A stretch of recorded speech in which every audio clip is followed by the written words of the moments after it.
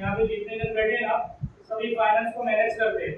आपको 10 रुपये मिलता हो या 100 रुपये मिलता हो, तो आपको मिलने के बाद आप उसको कैसे यूज कर रहे हो, कैसे स्पेंड कर रहे हो, खर्चा किधर कर रहे हो, वो सब चीजों का इफेक्ट क्या आता है और आप उसका कैसे यूज कर सकते हो उस बारे में हम लोग समझेंगे।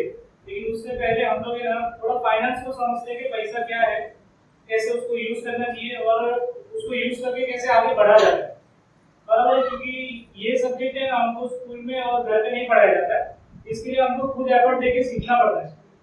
तो आज हम लोग ये प्रेजेंटेशन के माध्यम से आपको सिखाएंगे।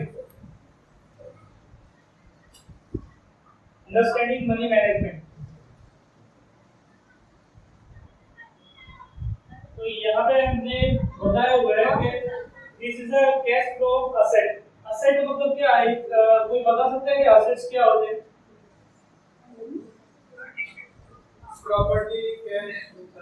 बराबर है, जिस चीज को हम लोग ओन करते हैं, जो जिसको बोलते हैं हिंदी में संपत्ति, जिससे हम लोग ओन करते हैं और जिससे हमारे को इनकम आती है, वो असेट्स होता है। तो यहाँ पे वही किया है, अगर आप असेट्स बनाते हो तो आपकी जेब में इनकम आता है।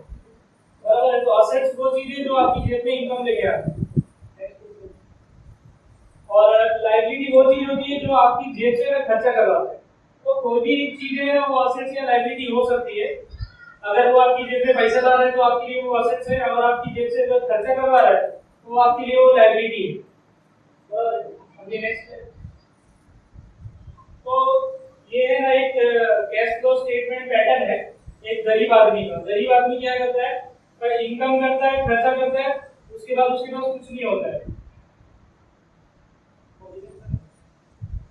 मिडिल क्लास आदमी होता है, मिडिल क्लास आदमी इनकम करता है ना, उससे लायबिलिटी बनाता है। और मैंने जैसे कि बताया, लायबिलिटी बनाने से क्या होता है? आपकी जेब में खर्चे बढ़ते हैं। तो अगर हम लोग लायबिलिटीज बनाते जाते हैं ना, तो वो हमारे जेब से खर्चे करवाता रहता है। अभी रिच पर्सन अगर जैसे कोई सोचता है कि मैं आगे जाकर रिच बनना है, तो उसके लिए असेट्स बनाना बहुत जरूरी है, क्योंकि आप असेट्स बनाओगे तो आपकी जेब में इनकम आएगा। आपकी जेब में इनकम आएगा तो और आप वापस उसको रिपीट असेट्स में इन्वेस्ट करके, यानी आपका असेट्स बढ़ते ही चले जाते हैं। अभी पुअर पीपल गलती क्या करता है कि पुअर पीपल का इनकम बढ़ता है ना, तो वो एक्सपेंस बढ़ा देते हैं। मिडिल क्लास का इनकम बढ़ता है ना, तो वो लायबिलिटी बढ़ाता है, और लायबिलिटी बढ़ेगा तो एक्सपेंस ऑटोमेटिक बढ़ जाता है। लेकिन रिच पीपल आप देखोगे ना, आप एनालाइज करोगे आपके आजू बाजू में जो भी होंगे, ये पूरा एकदम प्रैक्टिकल चीजें हैं जो मैंने ऑब्जर्व किया है, जो मैंने स्टडी करने के बाद समझा है, और उसको एक प्रेजेंटेशन के माध्यम से आपको बताने की कोशिश कर रहा हूँ। रिच आदमी के पास जब भी इनकम आता है तो वो सोचता है कि इसको कहाँ पे इन्वेस्ट करके मैं इसको मल्टीप्लाई करूँ, ग्रोथ करूँ। उसके लिए वो असेट्स में इन्वेस्ट करता है, और वो असेट्स उसकी इनकम बढ़ाता है, और वो इनकम से वापस वो असेट्स बढ़ाता है, और ये चक्कर चलते ही जाता है। तो उसको तेजी मंदी गवर्नमेंट किसी का सपोर्ट नहीं होगा तो भी वो ग्रो ही करते जाता है। हम लोग कैसा नॉर्मली सुनते हैं कि अमीर आदमी को तो गवर्नमेंट सपोर्ट करती है, ऐसा नहीं है। ये हम लोग क्या करते हैं, अपने पैसे को हम लोग अपने फेवर में भी यूज कर सकते हैं, और अपने ही पैसों को हम लोग अपने अगेंस्ट में यूज करते हैं। लेकिन हम लोग को अवेयरनेस नहीं होती कि हम लोग असेट ले रहे हैं, लायबिलिटीज ले रहे हैं, जिसकी वजह से ये प्रॉब्लम होता है। हमको पता ही नहीं होता, हम जिसको असेट समझ रहे होते हैं वो हमारे जेब से हर महीने पैसे खर्चे करवा रहा होता है। अभी आप देखो, एक रिच पर्सन है जो क्या होता है, उसका घर उसका लायबिलिटी है। नो डाउट उसको हम लोग ओन करते हैं, पर घर लायबिलिटी क्यों है? क्योंकि हर महीने वो अपनी जेब से खर्चा कराता है। आप अगर रेंट पे रहते हो तो भी, और अगर आपका घर खुद का है तो भी, आपकी जेब में वो पैसा नहीं लाता है, आपकी जेब से पैसा खर्चा करवाता है। मेंटेनेंस के रूप में, प्रॉपर्टी के टैक्स के रूप में, यूटिलिटी लाइट बिल के रूप में। अगर ज्यादा बड़ा घर है तो ज्यादा खर्चा होता है, क्योंकि वो हर महीने आपकी जेब से ले ही जाएगा। यानी जरूरत से ज्यादा बड़ा घर लेना भी अच्छा नहीं है। जितनी नीड है उतना लिया, तो बाकी बचा हुआ कैपिटल आप इन्वेस्ट करके आगे ग्रो कर सकते। बराबर है। लेकिन एक जो पुअर पीपल होता है वो क्या सोचता है? उसका घर उसकी संपत्ति है, उसके जीवन की 20-30 साल की कमाई उसके घर पे लगी हुई होती है। यहाँ पे मैंने एग्जांपल्स दिए थे उसके, why your home is your liability.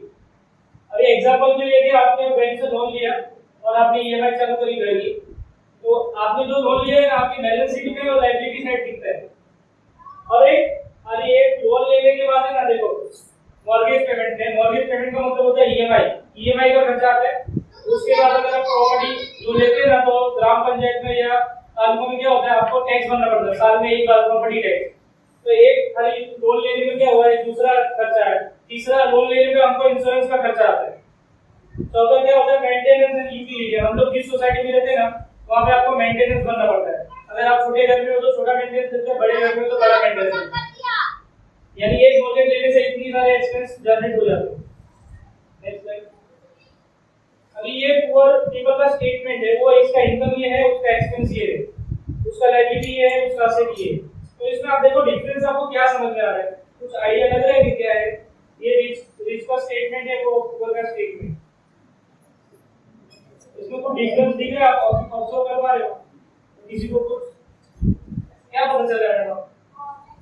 Reach का कम है और फोन का ज्यादा है। परफेक्ट। एक्सपेंस ज्यादा है बराबर, और यहाँ पे इसका एक्सपेंस बहुत छोटा है, इसका एक्सपेंस बहुत बड़ा है। कोई और दूसरा कोई ऑब्जर्वेशन आपको?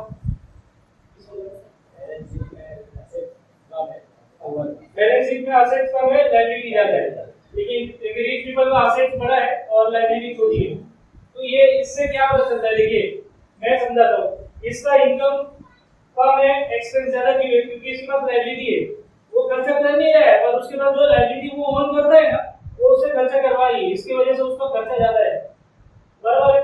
लेकिन ये पर्सन है ना रिच, उसका इनकम ज्यादा है लेकिन फिर भी उसने लायबिलिटी छोड़ी रखी है, और इनकम ज्यादा होने से उसने क्या किया, असेट्स बनाए। ये असेट्स की वजह से ही इसका इनकम ज्यादा है। अगर हम लोग असेट्स बनाते हैं ना तो ऑटोमेटिक आपका इनकम बढ़ जाता है, और अगर हम लोग लायबिलिटी बनाते हैं तो हमारा एक्सपेंस हम लोग नहीं चाहते तो भी स्ट्रगल करते रहते हैं। वो स्ट्रगल करने के पीछे लायबिलिटी होती है, खर्चा नहीं है। ये बहुत तो यहाँ पे वही एग्जांपल दिया है, रिच क्यों है? क्योंकि उसका इनकम बढ़ता है ना तो वो असेट्स को बढ़ाता है, उसकी एक्सपेंस और लायबिलिटी को नीचे रखता है। वो असेट्स बढ़ा रहा है, लायबिलिटी नहीं बढ़ा रहा है, लायबिलिटी नहीं बढ़ने की वजह से उसका एक्सपेंस नहीं बढ़ता। तो ये रीजन होता है, रिच को रिच बनने में हेल्प करता है। कोई पॉलिसी को भी गवर्नमेंट उसको हेल्प नहीं करती है उसको रीच होने के लिए, वो उसका जो मेंटल कैपेसिटी है या जिसको फाइनेंस को लेके जो अंडरस्टैंडिंग है, इस वजह से वो रीच हो रहा है। अभी मिडिल क्लास स्ट्रगल करता है, मिडिल्स का आपने सुना होगा, मिडिल क्लास गरीब होना भी अच्छा है, अमीर होना भी अच्छा है, पर मिडिल क्लास होना नहीं अच्छा, ऐसा बहुत बार सुनते हैं हम लोग। तो वो क्यों? क्योंकि मिडिल क्लास क्या करता है, लायबिलिटीज पे खर्चा करता है, और वो लायबिलिटीज की वजह से वो हमेशा मिडिल क्लास ही रहता है। तो वो क्या कर रहा है, उसका इनकम बढ़ा, उसने लायबिलिटी बढ़ाई, लायबिलिटी बढ़ाने की वजह से उसका खर्चा बढ़ते ही जाता है, और इसी जानवरों को फंसा ही देता है, इसीलिए वो स्ट्रगल करता है। वो ये जैसे कभी बाहर नहीं आ रहा। और ये स्ट्रगल क्यों करता है? क्योंकि शौक भी बहुत सारा करते हैं। एक पड़ोसी ने गाड़ी लाया तो हम भी लेके आते, बाजू वाले ने फ्रिज लेके आया तो हम भी लेके आते। रिक्वायरमेंट हमारी देखनी चाहिए, फाइनेंशियल साथी अपनी देखनी चाहिए कि मेरा कितना अर्निंग है, मेरे को कितना खर्चा करना चाहिए, उसका एनालिसिस करने के बाद ही डिसीजन लेना चाहिए। लेकिन हम लोग क्या होते हैं, इन्फ्लुएंस होके, सोसाइटी से इन्फ्लुएंस होके डिसीजन लेते हैं, फाइनेंशियल डिसीजन। इस वजह से वो स्ट्रगल करते हैं। Next slide.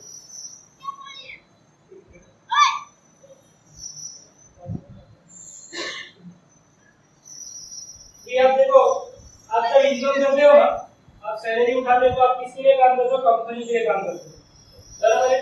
आप कंपनी के लिए लाख रुपए का काम करके दोगे ना तो आपको 20,000 का इनकम देगी, और वो 20,000 इनकम करके अगर आपने खर्चा कर दिया तो आप गवर्नमेंट के लिए काम कर दिए। क्योंकि क्या आप कुछ भी खर्चा करते हो ना, उसको 18% जीएसटी लग जाता है, बराबर है। अगर आपने पार्ले भी खरीदा हो, मैं कुछ भी खर्चा करता हूँ तो 18% जीएसटी गवर्नमेंट को लग जाता है।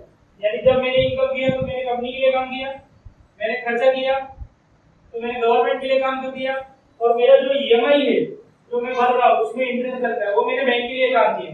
मैं अपने लिए काम कब करूंगा? जब मैं कोई असेट्स बनाऊंगा। क्यों? क्योंकि असेट्स आपकी जेब में पैसा आएगा। और अभी देखिए इधर क्या होता है कि जब आप इनकम करते हो तो सबसे पहला काम क्या है कि आपने एक महीना पूरा मेहनत किया तो सबसे पहले अपने आप को पे करना चाहिए। लोग क्या करते हैं, सबसे पहले दूसरे के खर्चे पे करने लग जाते हैं, उसके बाद खुद को पे करते हैं। नियम क्या बोलता है कि आप जो भी इनकम करोगे ना उसमें से सबसे पहले सेव करो, बचेगा उसको खर्चा करो। एग्जांपल के लिए आप 20,000 कमा रहे हो तो 20,000 के 10% मतलब 2,000 रुपए आपने पहले ही सेव कर लिए, बाद में बचा हुआ 18,000 अगर आप खर्चा कर रहे हो तो कभी भी आपको लाइफ में प्रॉब्लम नहीं आएगा। लेकिन मैक्सिमम लोग क्या करते हैं, नेक्स्ट स्लाइड में आपको बताएंगे, पीपल हु पे एवरीवन एल्स, मतलब क्या करते हो, सबसे पहले सबको पे करते हैं, सबको मतलब वो टैक्स पे कर रहे हैं, रेंट पे कर रहे हैं, फूड पे कर रहे हैं, वो लोग क्या करते हैं, पेपर वाले को दे दिया, लॉन्ड्री वाले को दे दिया, दूध वाले को दे दिया, सबको दे दिया, उसके बाद उनके पास कुछ बचता ही नहीं। लेकिन अगर आप पहले ही अपने आप को पे कर दोगे तो आपको एक मतलब डेडलाइन मिल जाएगा, 18,000 ही खर्चा करना है, 20 नहीं करना है। लेकिन अगर आप अपने आप को नहीं पे करके पहले सबको पे करेंगे ना, तो आपके पास पैसा नहीं बचेगा, तो आप कभी भी एसेट्स नहीं बना पाएंगे। तो अगर ये रूल फॉलो करते हैं ना तो गलत है। इसके पीछे वाला जो स्लाइड था, ये तरीका होता है आपको सेविंग करने का, कि आप जो भी इनकम करते हो सबसे पहले सेविंग करो, सेविंग के बाद ही उसको खर्चा करो। तो ये डिसिप्लिन फर्स्ट है, फर्स्ट अर्निंग से आप शुरू करेंगे ना तो धीरे धीरे वो डिसिप्लिन आप में आ जाएगा।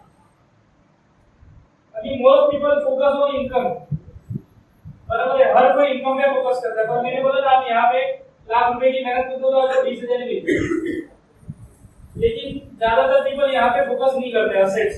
आपका सैलरी आपको रिच नहीं बनाएगा, आप वो सैलरी में से जो सेव करके इन्वेस्ट करेंगे वो आपको रिच बनाएगा। तो हमेशा असेट्स पे फोकस करना चाहिए। Income can't make you rich, assets makes you. इसका मतलब कि आपका जो भी इनकम है ना उससे आप रिच नहीं होंगे, जो भी आप असेट्स बनाएंगे, जो भी संपत्ति बनाएंगे ना, वो आपको जेब में पैसा लाएगा और आपको धीरे धीरे रिच बनाएगा। वो इफेक्ट काफी समय में आता है, लेकिन अगर ये प्रैक्टिस करेंगे तो एक ना एक दिन आपको वो सक्सेस मिल जाएगा। अभी यहाँ पे क्या होता है कि जो भी आप खर्चा करते हो ना वो आज की नीड पूरी कर रहे हो, बराबर है।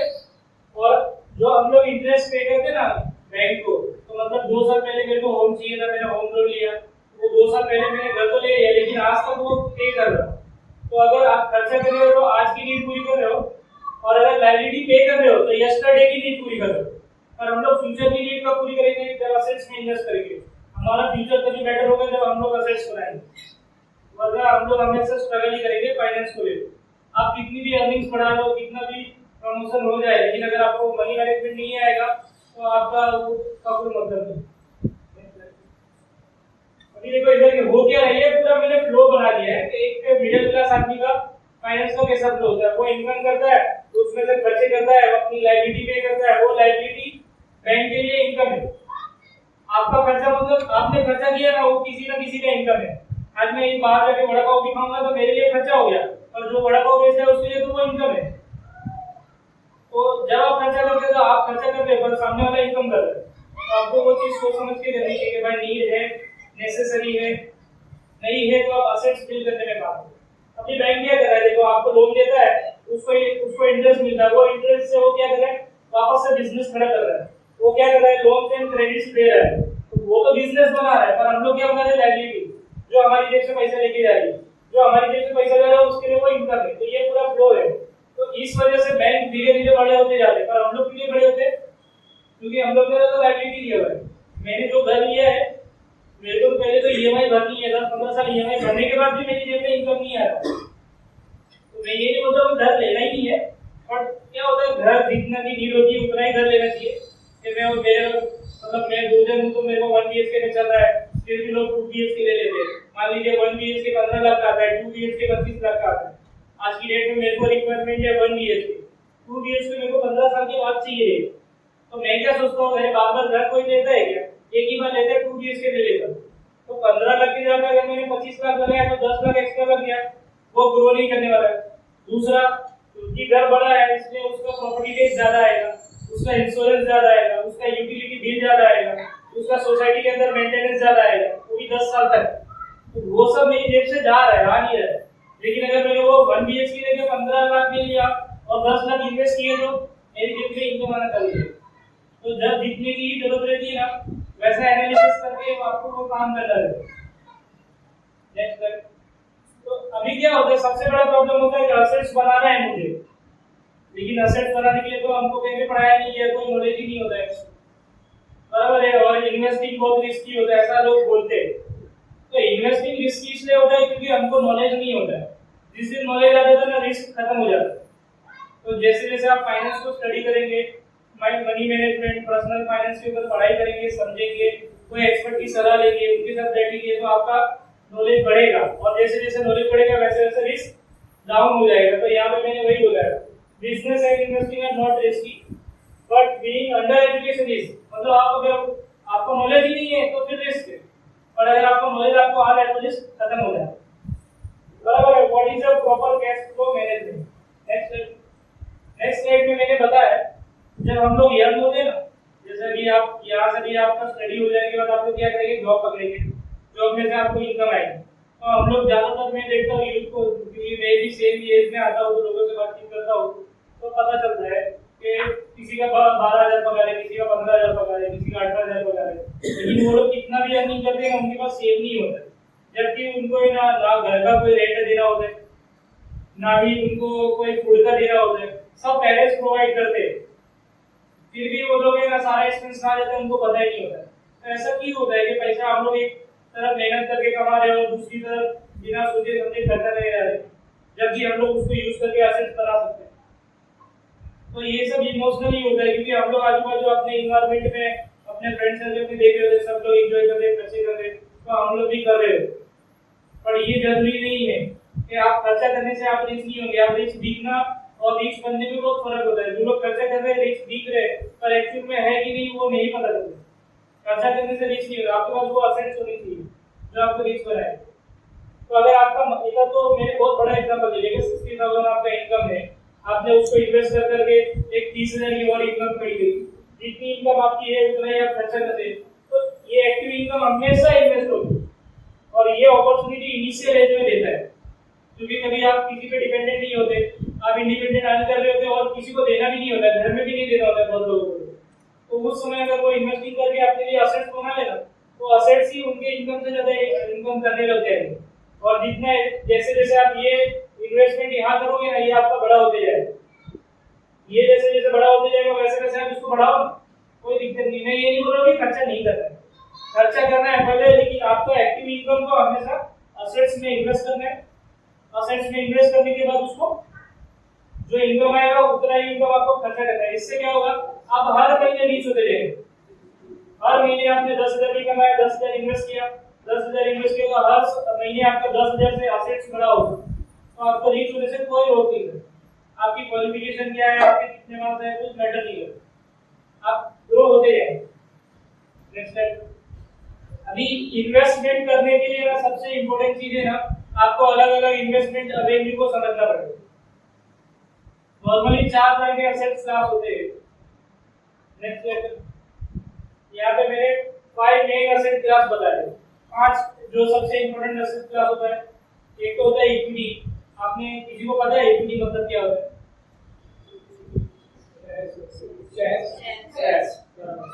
शेयर्स का मतलब होता है कंपनी में हिस्सेदारी, वो इक्विटी होती है। दूसरा होता है डेट। डेट किसी को पता है? आपने कॉमर्स में अकाउंट्स में पढ़े होंगे डेट।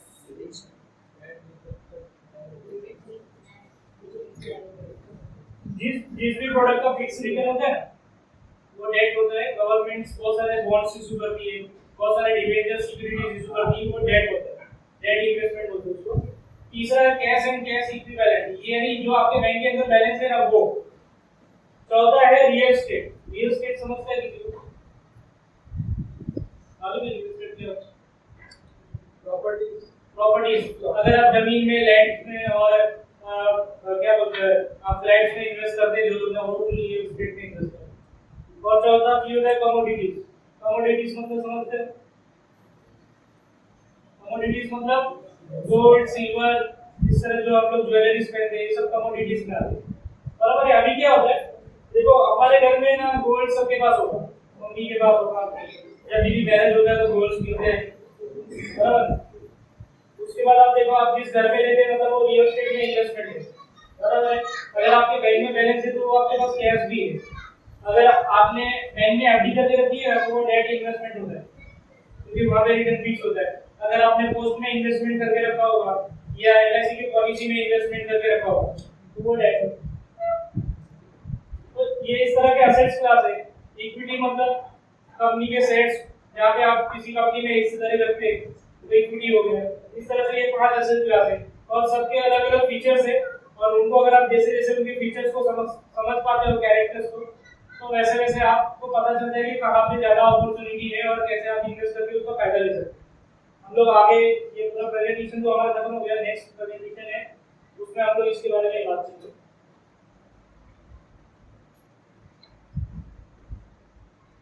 हमारा इन्वेस्ट अभी ये तो हो गया कि हमको इन्वेस्टमेंट करना चाहिए, हमको सेविंग करना चाहिए।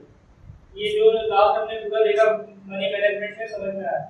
बराबर, यहाँ पे आपको किसी को कोई डाउट है, कोई सवाल होगा आप मुझसे पूछ सकते हैं।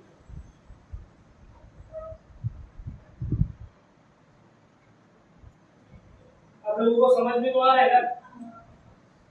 किसी को ऊपर से ज्यादा होगा तो बिंदास, क्योंकि अभी बताएगा तो उसके लिए अच्छा रहेगा, तो हम लोग और अच्छे से समझा। बराबर है। अभी सेविंग और इन्वेस्टिंग के बीच में कोई मेरे को डिफरेंस, किसी को कोई आइडिया है कि क्या डिफरेंस होता है? कि सेविंग और इन्वेस्टिंग सेम ही है? तो कुछ डिफरेंस आपको ऐसा है, आप मेरे को शेयर कर सकते हो। सेविंग और इन्वेस्टिंग में क्या फर्क है? आइए। सेविंग का अमाउंट एक तरह एक ही और इन्वेस्टमेंट में उसका 2 होता है। बराबर है, इनका बात सही है। सेविंग्स में क्या होता है ना, आपका पैसा एक मतलब एक फिक्स अमाउंट से ग्रो होता है, और इन्वेस्टिंग में आपका पैसा मल्टीप्लाई होता है। बराबर है। और सेविंग और इन्वेस्टिंग में एक बड़ा डिफरेंस ये है ना, सेविंग मतलब जिस चीज का भी रिटर्न फिक्स हो फर्स्ट डे से, वो सेविंग है। जिसका रिटर्न फिक्स नहीं है ना, वो इन्वेस्टिंग है। जैसे कि आपने बैंक में एफडी करा तो आपका रिटर्न फिक्स है, आपने बैंक में रिकरिंग किया आपका रिटर्न फिक्स है, आपने एलआईसी की पॉलिसी ली आपका रिटर्न फिक्स है। फर्स्ट डे से पॉलिसी वाला बता देगा कि मैच्योरिटी में इतना पैसा मिलेगा, आपका रिटर्न फिक्स है। लेकिन इन्वेस्टिंग मतलब आपने गोल्ड खरीदा, गोल्ड का रिटर्न फिक्स नहीं है, मार्केट नीचे भी जाता है ऊपर भी जाता है। आपने रियल एस्टेट में पैसा लगाया, मार्केट ऊपर भी जा सकते हैं नीचे भी जा सकते हैं। कोई जमीन खरीदता है तो प्रॉफिट में हो जाता है, कोई जमीन खरीदता है तो लॉस में भी चले जाता है। क्यों? वो मार्केट लिंक प्रोडक्ट। वैसे ही ये स्टॉक्स होते हैं, स्टॉक्स का भी रिटर्न फिक्स नहीं होता है। यानी इन्वेस्टिंग में आपको अंडरस्टैंडिंग चाहिए, इन्वेस्टिंग को आपको ना रेगुलर बेसिस पे प्रिपरेशन करना पड़ता है। सेविंग्स का तो जो एक बार चीजें फिक्स है वो आज मैंने आपको बता दिया और वो सिंपली हमने फॉलो किया, बाद में वो एज इट इज ही रहने वाला है। मार्केट में कुछ भी बदलेगा वो ऐसा ही रहेगा, और इन्वेस्टिंग में अकॉर्डिंग टू मार्केट डायनामिक्स की वजह से बदलता रहता है। तो ये बहुत बड़ा डिफरेंस है। अभी तक सेविंग का एक और डिफरेंस है कि आप जो भी कमाते हो, कमाने के बाद क्या करते हो, जो भी खर्चा करने के बाद जो बचता है ना, वो सेविंग, वो हम लोग क्या करते हैं बैंक अकाउंट में रखते हैं। बाकी नेक्स्ट इन्वेस्टिंग में जैसे कि उन्होंने बोला था कि आपका पैसा मल्टीप्लाई होता है, मल्टीप्लाई योर मनी।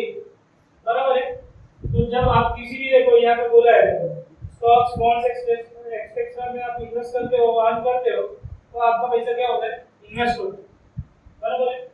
तो सेविंग और इन्वेस्टिंग में ये बहुत बड़ा डिफरेंस है। नेक्स्ट, सेविंग्स में आपका इंटरेस्ट हमेशा लो रहेगा, इन्वेस्टिंग में आपका इंटरेस्ट फिक्स नहीं होता है, और अगर आपकी नॉलेज अच्छी है तो हायर रहता है। दूसरा ले यहाँ पे रिस्क है ना एकदम लो रहता है। ऐसा कोई प्रोडक्ट नहीं जिसमें रिस्क नहीं हो, और रिस्क होता है पर लो रहता है। सेविंग में किसी को घबराहट नहीं होती। इन्वेस्टिंग में ना आपका रिस्क डिपेंड करता है आपकी नॉलेज पे। बराबर है। यहाँ पे शॉर्ट टर्म गोल के लिए सेव करते हैं, और यहाँ पे लॉन्ग टर्म गोल के लिए सेव करना पड़ता है, क्योंकि जब आप लंबा समय लेंगे ना तो आपका इन्वेस्टमेंट मल्टीप्लाई होगा, और जब आप शॉर्ट टर्म में इन्वेस्टमेंट करोगे तो शॉर्ट टर्म में मार्केट प्रेडिक्ट करना आसान नहीं होगा। इसकी वजह से शॉर्ट टर्म के लिए सेविंग करना चाहिए, लॉन्ग टर्म के लिए इन्वेस्टिंग करना चाहिए। और अगर वेल्थ बिल्डिंग करनी है तो सेविंग करके वेल्थ बिल्डिंग नहीं होती है। आज ऐसा कोई भी बंदा नहीं है जो सेविंग अकाउंट में पैसा रख के रिच हुआ हो, उसको बिजनेस या इन्वेस्टिंग करनी ही पड़ती है। तो इन्वेस्टिंग करके ही आप पैसे को हाईएस्टली ग्रो कर सकते हो, अपने लिए वेल्थ क्रिएट कर सकते हो। अभी सेविंग और इन्वेस्टिंग क्यों करना चाहिए?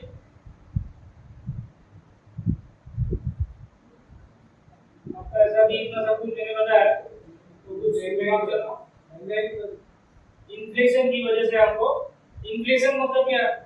महंगाई। महंगाई, बराबर। अभी इन्फ्लेशन की वजह से आपका पैसा है ना परचेसिंग पावर लूज करता है। मतलब आज की डेट में समझो मेरे पास लाख रुपए है, तो आज जो वैल्यू से जो लाख रुपए की जो मैं वस्तु खरीद सकता हूँ ना, 6 महीने के बाद वो वस्तु मेरे को लाख रुपए में नहीं मिलेगी। क्यों नहीं मिलेगी? क्योंकि इन्फ्लेशन लगता है। ये दिखता नहीं है, आंखों से नहीं दिखता कि इन्फ्लेशन क्या है, परंतु ये आपके पैसे का परचेसिंग पावर लूज करता है। नेक्स्ट, तो यहाँ पे हमने वही बोला है कि inflation rate the value of money over a period of time. आपका पैसा क्या होता है, आज की डेट में कितना मिल रहा है ना, 6 महीने के बाद इतना ही मिलेगा।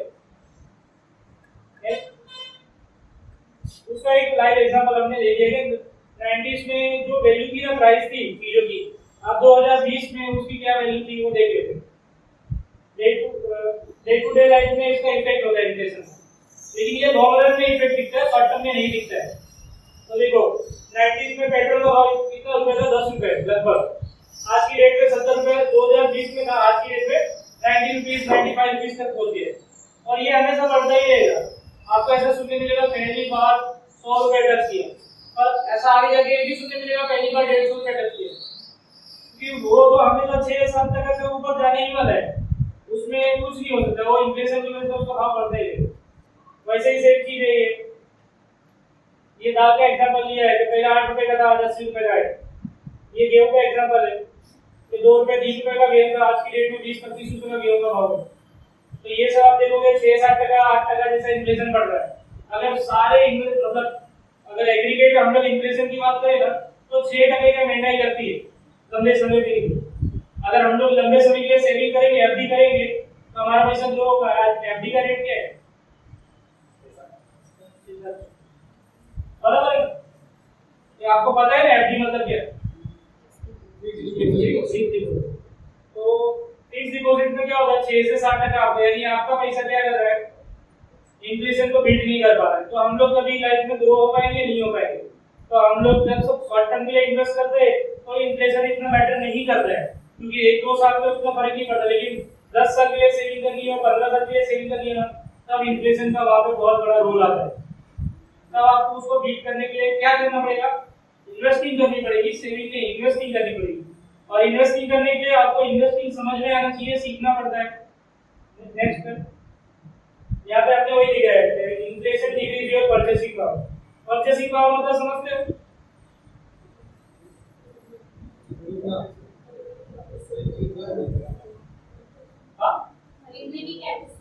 खरीदने की कैपेसिटी कम हो जाती है। पहले 5 रुपए में वड़ा पाव खाते थे, आज की डेट में 5 रुपए वड़ा पाव खरीदते नहीं थे। तो हम लोग ने क्या किया, परचेज पावर लूज कर दिया। अभी हम लोग को अमाउंट 10 रुपए देना पड़ता है, 15 रुपए देना पड़ता है। लेकिन जब हम लोग छोटे थे तो 5 रुपए का भी वड़ा पाव खाते थे। वड़ा पाव का साइज नहीं बढ़ा हुआ, और प्राइस बढ़ गया। वो परचेसिंग पावर हमने लूज करा। अभी इन्फ्लेशन को बीट करने के लिए हम लोग को क्या करना पड़ेगा, इन्वेस्टमेंट करना पड़ेगा। इन्वेस्टमेंट कैसा इन्वेस्टमेंट करना पड़ेगा, एटलीस्ट इतना इन्वेस्टमेंट इतना करें कि इन्फ्लेशन को बीट करके उसके आगे रहे।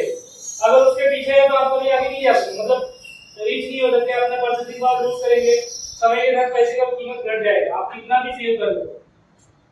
यानी अभी क्या है, दूसरी चीज टाइम वैल्यू ऑफ मनी, मतलब क्या है, कोई इन्फ्लेशन का ही एग्जांपल है कि आज की डेट में, नेक्स्ट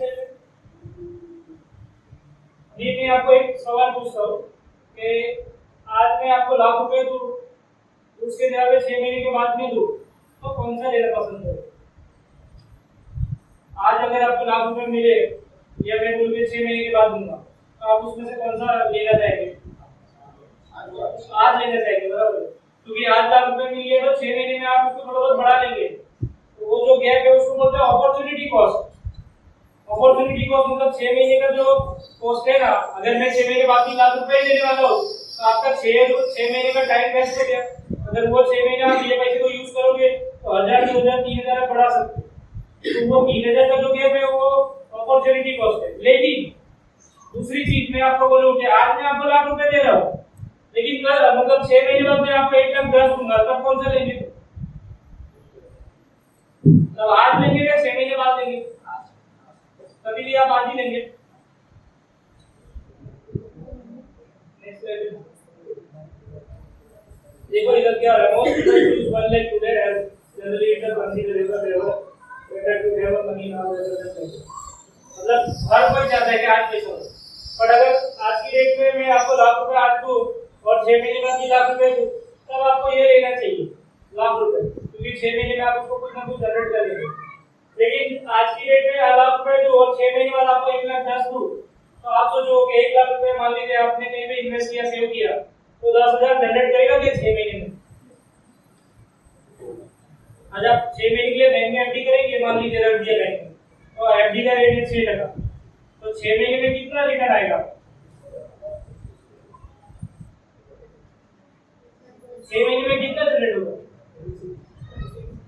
रुपए आज मैंने एफडी करा 6 महीने के लिए, 6% का इंटरेस्ट है 1 साल का, तो कितना रुपया होगा इंटरेस्ट? हाँ विकास बोला ना, गलत होगा तो क्या इधर 36 1 साल का 36 हो जाएगा।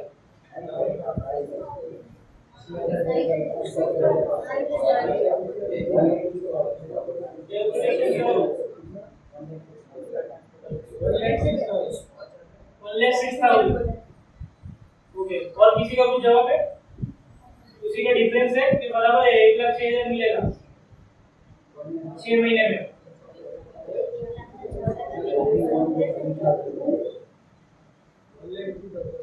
only 3,000 राइट आंसर है, क्योंकि क्या होगा 6 महीने 1 साल का इंटरेस्ट आपका है 6,000 रुपए, तो 6 महीने का इंटरेस्ट 3,000 होता है, तब आपको ये लेना है। तो ये अंडरस्टैंडिंग कब आएगा?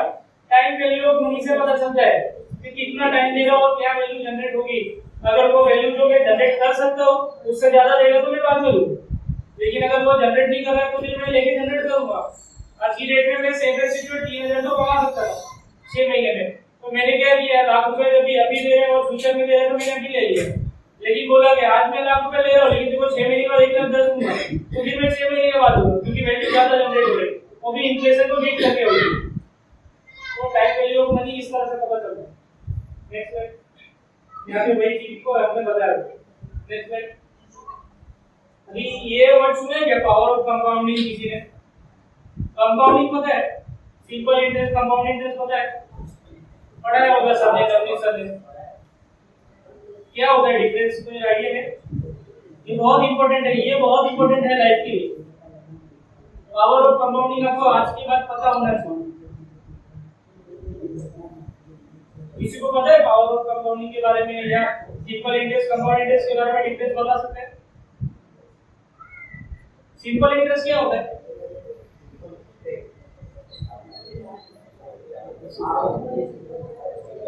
हम लोग 12th वाले क्लास है ना, तो इतना तो आपको ये बेसिक है क्योंकि आप लोग मनी मैनेजमेंट कर रहे हो, पैसा आपको मिलता है। सिंपल इंटरेस्ट कंपाउंडिंग इंटरेस्ट का किसी ने ऑप्शन दिया तो कैसे जज करोगे क्या बेटर रहेगा? मैं आपको बताता हूँ, सिंपल इंटरेस्ट मतलब आपके प्रिंसिपल के ऊपर जो इंटरेस्ट आता है ना, अगर आज की डेट में मैंने इन्वेस्टमेंट किया वो हर साल मेरे को मान लीजिए 10% देने के लिए बोल रहा है, लेकिन सिंपल इंटरेस्ट बोल रहा है, तो क्या होगा, हर साल में प्रिंसिपल के ऊपर ही इंटरेस्ट आएगा। अब क्या होता है, अगर 1 साल के लिए मुझे इन्वेस्ट करना है तो फिर मैं सिंपल इंटरेस्ट दूंगा क्योंकि प्रिंसिपल के ऊपर जो इंटरेस्ट आएगा वो मेरे को मिल जाएगा। लेकिन जब लंबे समय के लिए आपको इन्वेस्ट करना है तब आपको कंपाउंडिंग लेना चाहिए, क्योंकि क्या होता है कंपाउंडिंग इंटरेस्ट में आपने प्रिंसिपल डाला उसके ऊपर 1 साल के बाद इंटरेस्ट आएगा, तो अगले साल आपका प्रिंसिपल प्लस इंटरेस्ट उसके ऊपर इंटरेस्ट आता है। यानी आज लाख रुपए मैंने डाला और अगर मेरे को 1,10,000 मिल रहा है तो अगले साल 10% 1 लाख पे नहीं आएगा, 1,10,000 पे आएगा, उसको बोलते हैं कंपाउंडिंग इंटरेस्ट। तो पावर ऑफ कंपाउंडिंग इस तरह से काम करता है। नेक्स्ट स्लाइड, अभी इसका इफेक्ट कितना बड़ा हो सकता है ना, उसका एक मैंने यहाँ पे एग्जांपल लिया है कि कंपाउंडिंग इंटरेस्ट का कितना बड़ा इफेक्ट हो सकता है। Next slide, let's see how it work. अभी यहाँ पे रुकना, अभी हम लोग यहाँ पे एग्जांपल किया है कि यहाँ से हम लोग है ना मून यानी चांद तक जाने के लिए अगर चलना शुरू करें, आज मैंने 1 स्टेप लिया, कल मैंने उसको डबल कर दिया, यानी 2 स्टेप लिया उसके दिन मैंने डबल कर दिया, 4 स्टेप लिया उसके दिन मैंने डबल कर दिया। इस तरह से हर दिन अगर मैं डबल करता हूँ तो चांद पे पहुंचने में कितना समय लगेगा, कोई आइडिया? कोई भी कुछ भी हो सकता है, आप बता सकते हैं कितना साल लग सकता है या कितना समय लग सकता है। आज अगर मैंने धरती से चांद पे जाने के लिए अगर मैंने आज स्टार्ट किया और मैं हर रोज क्या कर रहा हूँ अपने स्टेप्स बढ़ा रहा हूँ, आज मैं 1 कदम चला, कल मैं 2 कदम चला, तीसरे दिन में उसको 4 करूंगा, फिर 8 करूंगा, फिर 16 करूंगा, इस तरह से मैं जाऊंगा तो कितना समय लगेगा? तो ये प्रेडिक्शन करो, 3-4 साल, 5 साल, और किसी का कोई प्रेडिक्शन है? कोई अंदाजा है? ऐसे ये कंपाउंडिंग इसी तरह से काम करता है। नेक्स्ट स्लाइड करो। 31 डेज में ना आप चांद पे पहुंच जाते हो। within the 31 days you will cover the 6.5 lakh kilometre. अब यहाँ से धरती पे अभी आप चांद पे पहुंच गए 31 डेज, लेकिन अगर 15 दिन किसी ने डिले किया तो खाली 10 किलोमीटर ही होता है, लेकिन नेक्स्ट 15 डेज को क्या कर रहे हैं, इतना किलोमीटर चले जाता है। धरती से चांद की दूरी है इतने किलोमीटर की है। 31 डेज पे आप यहाँ पहुंच जाते हो। कंपाउंडिंग इसी तरह से काम करता है। Next slide.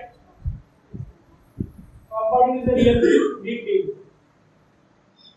कंपाउंडिंग की वजह से आपने 31 डेज में यहाँ पे पहुंच गए। क्या किया आपने, हर रोज आप अपना स्टेप डबल कर रहे हो। बस आज एक स्टेप लिया, कल अगले दिन डबल किया, उसके अगले दिन डबल किया, तो वो कंपाउंडिंग इफेक्ट कर रहा है। Next slide. ये अल्बर्ट इनका नाम सुना है, अल्बर्ट आइंस्टाइन? कौन है ये?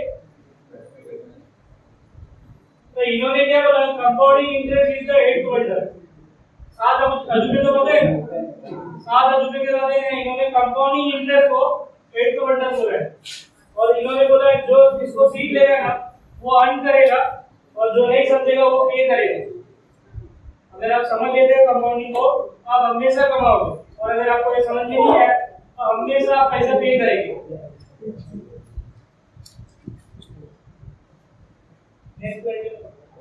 अभी कंपाउंडिंग के लिए आपको फॉलो क्या करना है, अगर आपको कंपाउंडिंग का बेनिफिट लेना है ना तो 2 चीजें करनी है। स्टार्ट अर्ली, फर्स्ट है इन्वेस्टमेंट फॉर लॉन्ग टर्म, क्योंकि कंपाउंडिंग है तो लॉन्ग टर्म में इफेक्ट करता है। मैंने दिखाया ना, अगर आपकी 15 दिन ही चलता है तो खाली 10 किलोमीटर ही होता है, लेकिन वो 30 दिन के 31 दिन चला तो 6 लाख किलोमीटर हो गए।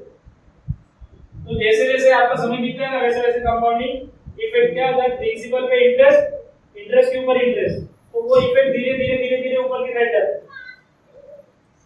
Next slide. अभी यहाँ पे हमने बताया कि आपको अर्ली स्टार्ट क्यों करना चाहिए। अब अर्ली स्टार्ट का एग्जांपल यहाँ पे मैंने दिया है, ये आपका प्रिंसिपल है।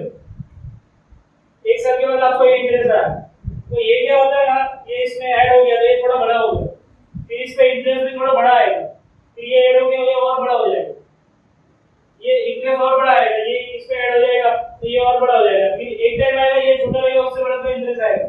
तो इस इफेक्ट को क्या बोलते हैं, कंपाउंडिंग इफेक्ट। और हर चीज में कंपाउंडिंग इफेक्ट होता है।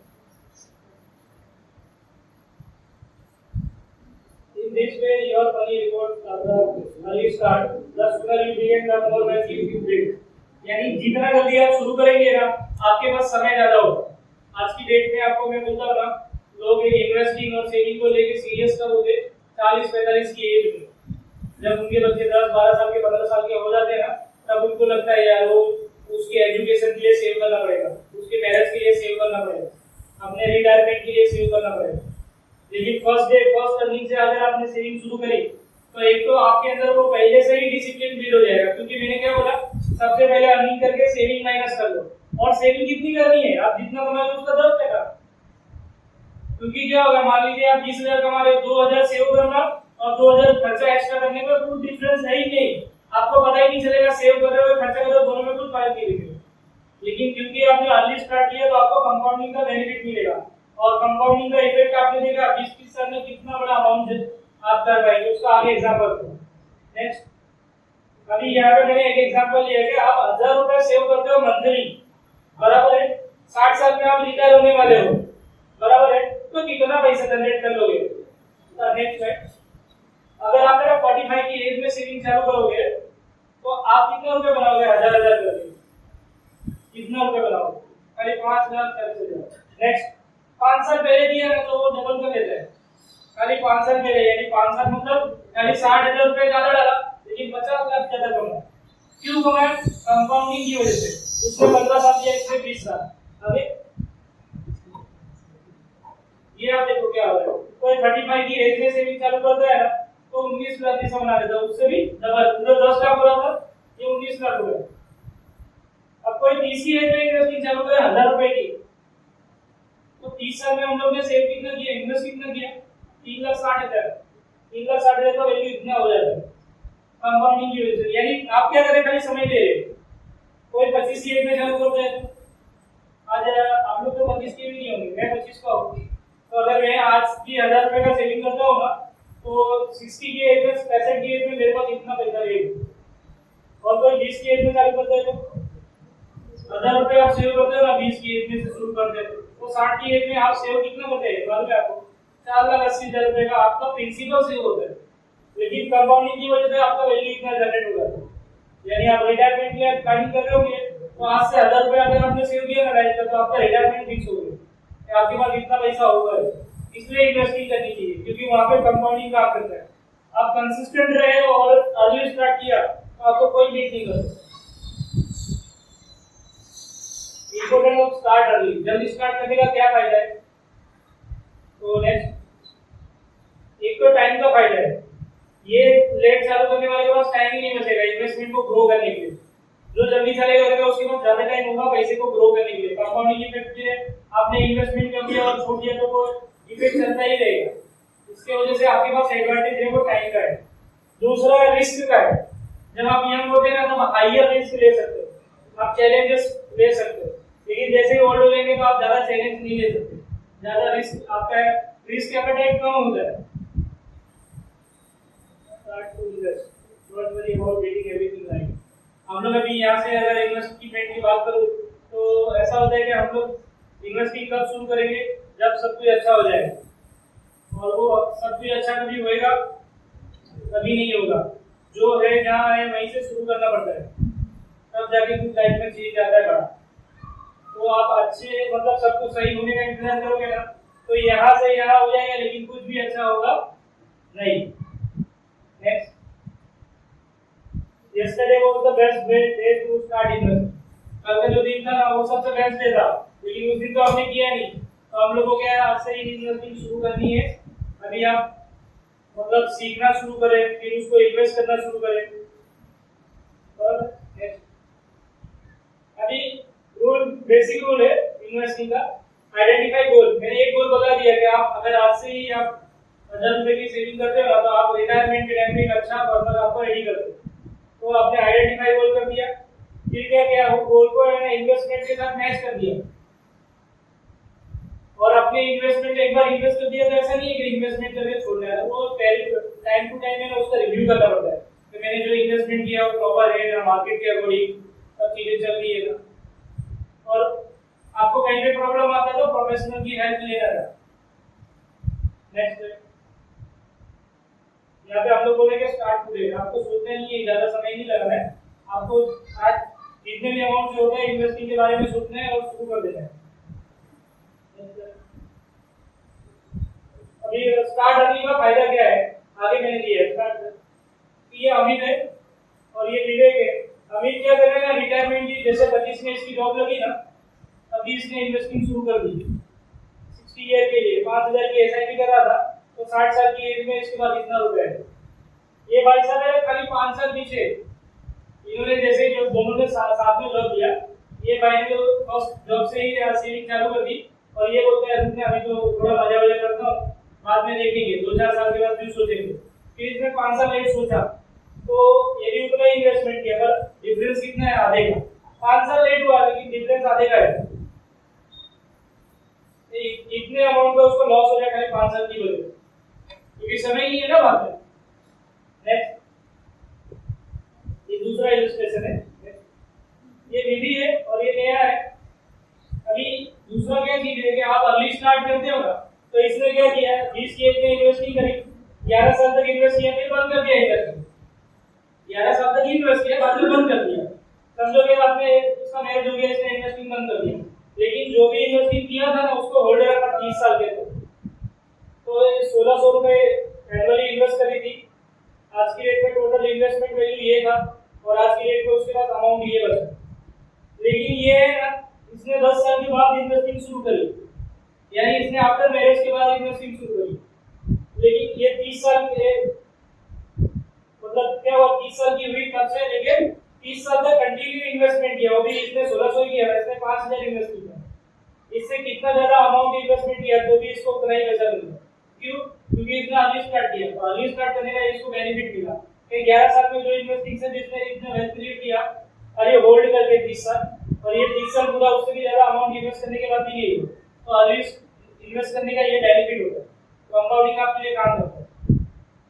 नेक्स्ट यहाँ पे एक एग्जांपल दिया है कि 1000 रुपये आपने इन्वेस्टमेंट किया यहाँ से, तो ये 1000 तो कांस्टेंट है, इस पे इंटरेस्ट जनरेट होगा ऐसे ऐसे, ये इंटरेस्ट के ऊपर इंटरेस्ट जनरेट होगा, ये ऐसे ऐसे करते करते जैसे समय बीतेगा तो आपका ये प्रिंसिपल है, ये डायरेक्ट इंटरेस्ट है, ये इंटरेस्ट के ऊपर इंटरेस्ट है, तो ये वो क्या है 1000 रुपये का आज की डेट में 3000 इंटरेस्ट है, लेकिन इंटरेस्ट के ऊपर इंटरेस्ट, तो ये कंपाउंडिंग इंटरेस्ट का इफेक्ट है। ये कैसे ऊपर जा रहा है, जैसे जैसे समय बीतेगा ना ये कंपाउंडिंग इंटरेस्ट बढ़ता जाएगा आपका ये कांस्टेंट होने के बाद में। यानी क्या चाहिए समय, यानी स्टार्ट अर्ली करने में ये बेनिफिट मिलता है। और कंपाउंडिंग का नॉलेज है ना, घर पे भी कोई नहीं देता है, स्कूल में भी कोई नहीं देता, हमने पढ़ा हुआ है कंपाउंडिंग इंटरेस्ट, सिंपल इंटरेस्ट, लेकिन उसको लाइफ में कहाँ यूज करना है किसी को आइडिया ही नहीं है। अगर आप इस चीज को समझ लेते हो तो कंपाउंडिंग आपके लिए हमेशा आपके फेवर में काम करेगा और आपको फाइनेंशियली कभी कोई तकलीफ नहीं है। अभी रेगुलर इंटरेस्ट क्यों कर रहे हैं, यहाँ पे हमने इंपॉर्टेंट बताया था। अभी रेगुलर इन्वेस्ट करने से क्या होगा, आपके अंदर एक डिसिप्लिन बिल्ड होता है, बराबर है। दूसरा क्या होता है ना, मार्केट के उतार चढ़ाव का आपको ज्यादा टेंशन लेने की जरूरत नहीं होती है, क्योंकि वो एथिकली बेनिफिट देते हैं टू अवॉइड प्रोक्रेस्टिनेशन। यानी क्या होता है, हम लोग मार्केट को लेके जो भी सोचते रहते हैं ऐसा होगा तो वैसा होगा तो, लेकिन अगर आप रेगुलर इन्वेस्ट करें तो कैसा भी हो, मार्केट आपको डाउन हो, मंदी आ जाए, तेजी आ जाए, आपने एक डिसिप्लिन रखा है कि मेरे को इन्वेस्टिंग करनी है, रेगुलर करनी है, जो भी अर्न करते हैं उसका 10% करनी है। और जब आप अर्निंग चालू करते हो तब से लेके जब तक आप अर्निंग नहीं बंद करेंगे तब तक आप सेव करते रहे। लाइफ में जब भी आपको फाइनेंशियल नहीं होगा उसमें से निकाल कर अपना काम करते रहे, तब भी लाइफ में कोई प्रॉब्लम नहीं, लेकिन वो डिसिप्लिन आपको रखनी है।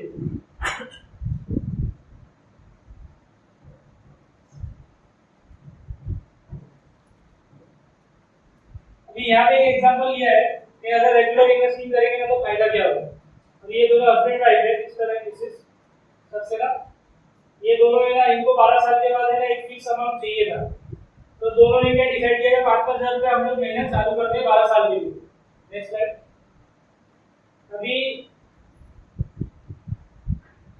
इन्होंने क्या किया, ये 12 साल तक है 5,000 रुपये इन्वेस्ट करते रहे इनकी वाइफ ने, तो उन्होंने टोटल इन्वेस्टमेंट इतना कर दिया और उनका वैल्यू जनरेट हो गया इतना। रेगुलर इन्वेस्ट करती रहे, उन्होंने जो कमिटमेंट किया ना कि 12 साल के लिए इन्वेस्ट करेंगे, तो उन्होंने 5,000 रुपये सेव किया, लेकिन उनके हस्बैंड ने क्या किया ना 6 साल के बाद इन्हें बंद कर दिया इन्वेस्ट किया, रेगुलर इन्वेस्ट नहीं किया, तो इन्होंने इतना इन्वेस्टमेंट किया सामने उनको इतना ही वैल्यू क्रिएट हुआ, क्योंकि क्या 6 साल इन्वेस्ट के बाद में इन्वेस्ट ही नहीं किया और 12 साल तक उनके देखा इन्होंने 12 साल रेगुलर इन्वेस्ट किया, तो आज इनके पास इतना अमाउंट है, इसका 3 गुना अमाउंट इनके पास है। तो रेगुलर इन्वेस्ट करने का भी ये फायदा होता है कि आप स्टार्ट अर्ली करो और रेगुलर इन्वेस्ट करते रहो, तो आपका पैसा ग्रो होते जाए। ये यहाँ पे एग्जांपल दिया है रुपी कॉस्ट एवरेजिंग का, आप रेगुलर महीने इन्वेस्ट करते हैं ना हर महीने, तो मार्केट आप हो डाउन हो ऊपर हो नीचे उसका फर्क नहीं पड़ता है, आपका कॉस्ट एवरेज होते जाता है, तो मार्केट के उतार चढ़ाव का ज्यादा फर्क नहीं पड़ता आपकी लाइफ में। आप रेगुलर इन्वेस्ट करने से ये फायदा होता है, रेगुलर आपको इन्वेस्ट करने से। यहाँ पे एग्जांपल दिया है म्यूचुअल फंड का, अगर आप म्यूचुअल फंड में 1000 रुपए की एसआईपी करते हो या इन्वेस्टमेंट करते हो, तो क्या जब भी मार्केट ऊपर जाता है तो आपको नंबर ऑफ यूनिट कम मिलता है, और जब मार्केट गिरता है तब आपको नंबर ऑफ यूनिट ज्यादा मिलता है। तो जब गिरता है तो घबराने की जरूरत नहीं है, आपको तो बेनिफिट ही करना है। ये हो गया। अभी थोड़ा सा मैं म्यूचुअल फंड के बारे में समझा देता हूँ।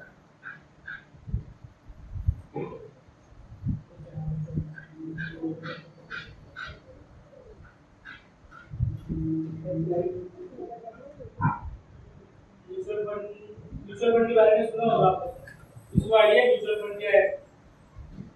टीवी में इतने सारे ऐड आते हैं। म्यूचुअल फंड में ना जैसे कि स्टॉक मार्केट में ना दो तरीका होता है इन्वेस्ट करने का।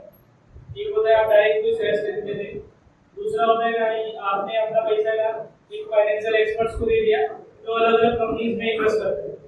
तो अलग-अलग कंपनीज में इन्वेस्ट करता है तो आपका रिस्क कम हो जाता है। एक कंपनी में इन्वेस्ट किया तो रिस्क ज्यादा है, लेकिन 50 कंपनी में आपका पैसा डाइवर्सिफाइड हो जाता है तो आपका रिस्क कम हो जाता है। तो तो ये फंड मैनेजर क्या करता है ना, इन्वेस्टर से पैसा लेता है। फंड मैनेजर है ना, इन्वेस्टर से पैसा लेता है, आगे वो सिक्योरिटीज में इन्वेस्ट करता है। सिक्योरिटीज मतलब इक्विटीज में, और वो इक्विटीज से ना वो रिटर्न जनरेट करके वापस इन्वेस्टर को पास हो जाएगा। म्यूचुअल फंड ऐसे काम करता है। Next slide. जब भी आप म्यूचुअल फंड में इन्वेस्ट करते हो ना, तो आपको यूनिट्स मिलते हैं। जैसे हम लोग शेयर्स में इन्वेस्ट करेंगे ना, तो आपको शेयर्स मिलते हैं, मतलब वैसे म्यूचुअल फंड में इन्वेस्ट करेंगे आपको यूनिट मिलेगा। और जो म्यूचुअल फंड के प्राइस होते हैं उसको एनएवी बोलते हैं, नेट असेट वैल्यू। एनएवी का मतलब होता है कि उस पर्टिकुलर म्यूचुअल फंड का प्राइस, सारे एग्रीगेट इन्वेस्टमेंट का जो एक प्राइस होता है उसको एनएवी बोलते हैं। वो एनएवी हर महीने आपको मिलती रहती है उस प्राइस पे। और सेम क्या होता है, जब मार्केट नीचे जाता है ना, तो उसी एनएवी के पोर्शन में आपको लॉस होता है, और मार्केट जब ऊपर जाता है तो उसी एनएवी के पोर्शन में आपको प्रॉफिट होता है। अभी म्यूचुअल फंड है ना, बहुत लोगों को ऐसा डाउट रहता है म्यूचुअल फंड में तो रिस्क होता है। म्यूचुअल फंड में आपने जिसको भी आप देखोगे ना, वो लोग यही बोलते हैं कि म्यूचुअल फंड में इन्वेस्ट करना रिस्की है। नो डाउट शॉर्ट टर्म के लिए रिस्क होता है, पर लॉन्ग टर्म में क्या होता है, आपका पैसा ग्रो करता है। क्यों ग्रो करता है? क्योंकि वहां पे एक फंड मैनेजर है, एक्सपर्ट है, जो आपके पैसे को ग्रो करवाता है। नेक्स्ट। अभी म्यूचुअल फंड है, आप म्यूचुअल फंड में आपका पैसा कभी जीरो नहीं हो सकता, कभी डूब नहीं सकता है। उसके पीछे रीजन है कि वहां पे बहुत सारे पार्टी का इन्वॉल्वमेंट है। मतलब क्या होता है, एक स्पॉन्सर होता है, एक ट्रस्टी होता है, एक एएमसी होता है, एक कस्टोडियन होता है, एक आरटीए होता है। मैं आपको सब समझाता हूं। स्पॉन्सर का मतलब होता है प्रमोटर। प्रमोटर मतलब जो कंपनी का मालिक होता है उसको प्रमोटर बोलते हैं। तो वो समझो कि ये स्पॉन्सर है तो वो प्रमोटर होता है। नेक्स्ट, वो है एक ट्रस्ट बिल्ड करता है। म्यूचुअल फंड क्या है ना, वो प्रॉफिट मेकिंग ऑर्गेनाइजेशन नहीं है, वो एक ट्रस्ट है जो सोसाइटी के अंदर वेलफेयर यानी लोगों को वेल्थ क्रिएट करने का, उसके हिसाब से गवर्नमेंट ने एक वेल्थ मतलब एक ट्रस्ट बिल्ड किया है म्यूचुअल फंड। तो वो लीगल एंटिटी होता है। The trust holds the legal title of the assets of the scheme on behalf of the fund holder। आप जो भी लोग इन्वेस्ट करते हैं ना, उनके बिहाफ पे वो लोग वो एंटिटी को फॉलो करते हैं। नेक्स्ट, एएमसी होता है। एएमसी का मतलब होता है असेट मैनेजमेंट कंपनी। वो क्या करती है, डे टू डे जो ऑपरेशन होता है, आपके फंड को कहाँ लगा रहे हैं, क्या कर रहे हैं, कब किस में से निकाल रहे हैं, क्या डाल रहे हैं ना, वो चीज एएमसी करती है। कस्टोडियन क्या करता है, जो भी आपको म्यूचुअल फंड का यूनिट मिलता है ना, वो अपनी कस्टडी में सिक्योरिटी रखता है। अपने मतलब क्या होता है, वो अपनी कस्टडी में रखता है। तो एएमसी कोई और है, मैनेज कोई और कर रहा है, और उसका यूनिट किसी और के पास पड़ा है, और उसको बोलते हैं रजिस्ट्रार एंड ट्रांसफर एजेंट। वो क्या करता है, जो भी आपका इन्वेस्टमेंट हो रहा है, जो भी रिडम्पशन हो रहा है, उसको मेंटेन करने का काम करता है, उसको रिकॉर्ड करने का काम करता है। जैसे अकाउंटेंट होता है, वो क्या करता है, सारे ट्रांजैक्शन को रिकॉर्ड करता है, वैसे आरटीए म्यूचुअल फंड के अंदर वो ट्रांजैक्शन को रिकॉर्ड करता है। Next slide. यहां पे एक एग्जांपल दिया है, mutual fund trust is SBI mutual fund, बराबर। स्पॉन्सर कौन है, स्टेट बैंक। ट्रस्टी कौन है, SBI mutual fund trust company private limited. ऐसा एंटिटी बनाया जाता है, ऐसा नहीं कि स्टेट बैंक है सब जगह स्टेट बैंक। एएमसी कौन है, SBI funds management private limited. लेकिन एसबीआई का कस्टोडियन कौन है, एचडीएफसी बैंक। तो इतने पार्टी का इन्वॉल्वमेंट है, तो एक पार्टी बाकी पैसे तुझे ऐसा नहीं होता यहाँ पे। और आरटीए कौन सा है, ये कैम्स है, कंप्यूटर एज मैनेजमेंट सर्विस। ये सब अलग अलग कंपनी, एक कंपनी, दो कंपनी, तीन कंपनी, चार कंपनी, पांच कंपनी, ऐसे अलग कंपनी का मिलके एक स्कीम बनता है। इसकी वजह से म्यूचुअल फंड का आप देखोगे ना, मार्केट का उतार चढ़ाव रहता है, पर पैसा कभी आपका डूबता नहीं है, पैसा आपका सेफ एंड सिक्योर रहता है। और लंबे समय में म्यूचुअल फंड का रिटर्न अच्छा खासा रिटर्न है, यानी 12-15% 18% भी रिटर्न आता है। यानी इन्फ्लेशन को बीट करने के लिए जो रिटर्न चाहिए वो आपको यहाँ पे बेसिक नॉलेज के साथ आपको मिल जाएगा। यहाँ पे एग्जांपल भी दिया है कि एसबीआई म्यूचुअल फंड का ये लोगो है, ये ट्रस्टी है, ये स्पॉन्सर बैंक है, और ये इन्होंने एक नया एंटिटी बनाया हुआ है।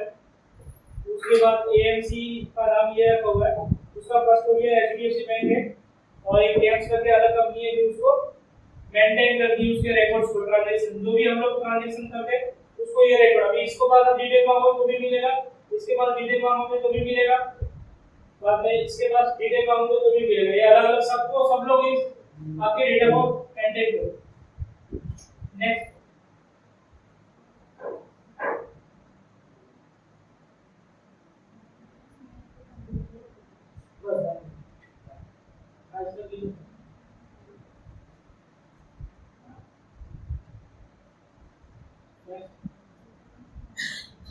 अभी म्यूचुअल फंड में इन्वेस्टमेंट करने का क्या फायदा है? म्यूचुअल फंड में इन्वेस्टमेंट करते हो ना, तो आपका उससे गोल्ड में भी इन्वेस्ट हो रहा है, रियल एस्टेट में भी इन्वेस्ट हो रहा है, डेट म्यूचुअल फंड में भी जाता है, इक्विटी में भी जा रहा है। यानी मैंने जो बताया ना 5 एसेट क्लास, तो सारे एसेट क्लास का बेनिफिट लेना है तो आप म्यूचुअल फंड के थ्रू ले सकते हैं। आज की डेट में आप देखोगे बहुत लोग म्यूचुअल फंड में पार्टिसिपेट कर रहे हैं, लेकिन इससे पहले लोग क्यों नहीं करते थे? तो आइडिया है कि क्यों नहीं करते थे? क्यों नहीं करते थे? क्योंकि पहले तो महंगाई नहीं होता था। तो जो ये 6-7% का मैंने इन्फ्लेशन का भी बात किया थोड़े टाइम पहले, वो इन्फ्लेशन नहीं होता था। और दूसरा चीज होता था ना, ये जो 6% 7% एफडी का रेट है ना, वो उस समय 12% 15% इस तरह होता था, 8% तक इंटरेस्ट होते थे। अगर बात करूं ना 2010 में, तब 8-9% इंटरेस्ट रेट था। उससे पहले बात करूं 2000 में, तो 12-13% का इंटरेस्ट था। 1995 में 14% इंटरेस्ट था। तो तभी लोगों को इन्वेस्ट करने की जरूरत नहीं थी, तभी लोग सेव करते थे।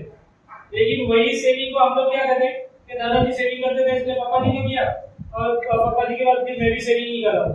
लेकिन क्या हुआ, अभी इंटरेस्ट रेट डाउन हो रहा है और इन्फ्लेशन बढ़ रहा है, तो ना चाहते हुए भी हमको इन्वेस्ट करना पड़ेगा। इसके वजह से हमको इन्वेस्टमेंट करना चाहिए और वो पैसे को मल्टीप्लाई करना चाहिए और अपने परचेसिंग पावर को मेंटेन करना चाहिए। और म्यूचुअल फंड में इन्वेस्टमेंट करने का सबसे बड़ा फायदा क्या है कि वो डाइवर्सिफिकेशन मिल जाता है, यानी अलग-अलग एसेट्स में आपका पैसा जा रहा है, तो आपको कोई एक पर्टिकुलर किसी भी चीज का रिस्क नहीं है। दूसरा, प्रोफेशनल फंड मैनेजर होता है वहां पे, जिसको मार्केट की पूरी एक्सपर्टीज रहती है।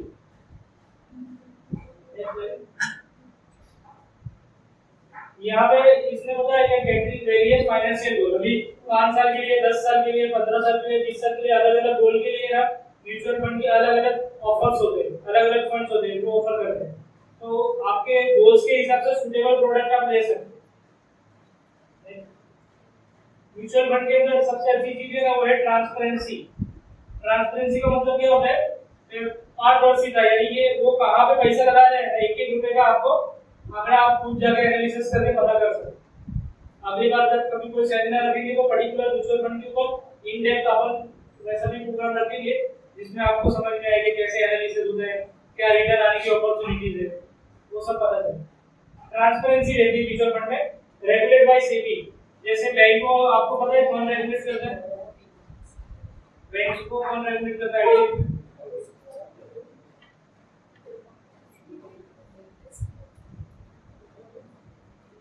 बैंक्स को आरबीआई रेगुलेट करता है। आप टीवी में बहुत बार ऐड देखते हो, आरबीआई ने रेगुलेट बढ़ा दिया, ऐसे सब चीजें आती है। हर 3 महीने में ना मॉनेटरी पॉलिसी आती है, उसमें आरबीआई का इन्वॉल्वमेंट रहता है। वैसे ही म्यूचुअल फंड को या स्टॉक मार्केट को रेगुलेट करता है सेबी। और सबसे इंपॉर्टेंट चीज है ना लिक्विडिटी। म्यूचुअल फंड आदमी ने चालू करा, एग्जांपल के लिए मैंने चालू किया 10 साल के लिए, पर मेरे को 2 साल के बाद ही पैसा चाहिए तो यहाँ पे लिक्विडिटी है, कोई रोकेगा नहीं, आप पैसे निकाल सकते हैं। लिक्विडिटी है, कभी भी चाहिए तो कभी भी पैसा मिल जाएगा। ऐसा नहीं है कि मैंने 10 साल के लिए किया तो मुझे 10 साल करना ही पड़ेगा, दूसरे साल 5वें साल कभी भी पैसा चाहिए तो आप निकाल सकते हैं। पूरा पैसा निकालना है निकाल सकते हो, पार्शियल अमाउंट विड्रॉल करना है तो कर सकते हो। तो लिक्विडिटी और सब। नेक्स्ट 5वां चीज क्या है ना, म्यूचुअल फंड एकदम अफोर्डेबल है। आज की डेट में मैं आपको बोलूं 500 रुपए से सेविंग चालू कर सकते हैं। तो म्यूचुअल फंड के अलावा कोई और ऑप्शन है जो 500 रुपए से आपको ये अफोर्डेबिलिटी दे जाओ?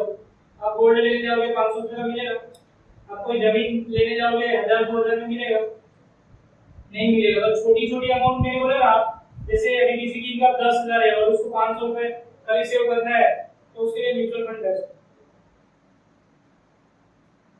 पूरा मतलब।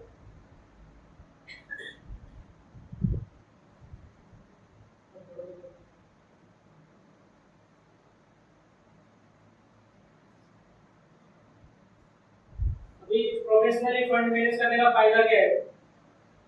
3 benefits of professional fund manager. आगे फंड मैनेजर है ना, मार्केट के एक्सपर्ट होते हैं, इसलिए अपने को कोई टेंशन लेने की जरूरत नहीं रहती है। आपको इन्वेस्टमेंट करना है, फंड मैनेजर अपने हिसाब से आपके इन्वेस्टमेंट को ग्रो करने के लिए वो लोग बैठे हुए आपके लिए काम करते हैं। उनके पास रिसर्च सपोर्ट होता है, उनके पास है technical analyst, fundamental analyst, economist सब होते हैं जो मार्केट की हर एक डायनामिक्स को समझते हैं और उसके बेसिस पे वो लोग आपको इन्वेस्टमेंट करके देते हैं। तीसरा चीज क्या है? आपका save time and energy.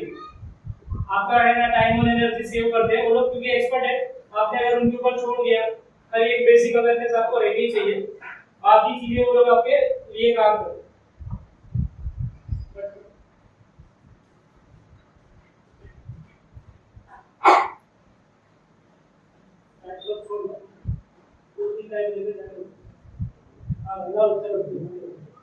Mutual fund में बेसिकली क्या होता है ना, म्यूचुअल फंड के टाइप को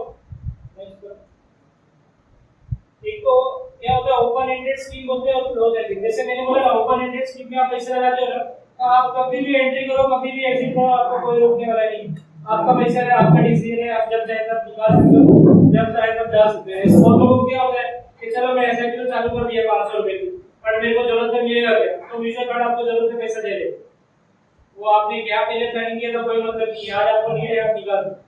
दूसरा होता है close ended fund. Close ended fund में ना टाइम पीरियड फिक्स होता है कि आप 5 साल के लिए लॉक रहेगा, 3 साल के लिए लॉक रहेगा, उसको क्लोज एंडेड फंड कहते हैं।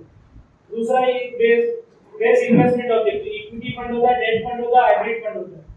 इक्विटी मतलब आपका पैसा पूरा का पूरा शेयर्स में लगता है, डेट फंड मतलब पूरा का पूरा पैसा फिक्स इंस्ट्रूमेंट में लगता है, जिसमें मार्केट की उतार चढ़ाव कोई लेना देना नहीं है।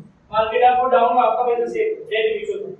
और एक हाइब्रिड म्यूचुअल फंड होता है, इक्विटी और डेट दोनों का कॉम्बिनेशन करके आपको ना डेट म्यूचुअल फंड ऑफर करते हैं। नेक्स्ट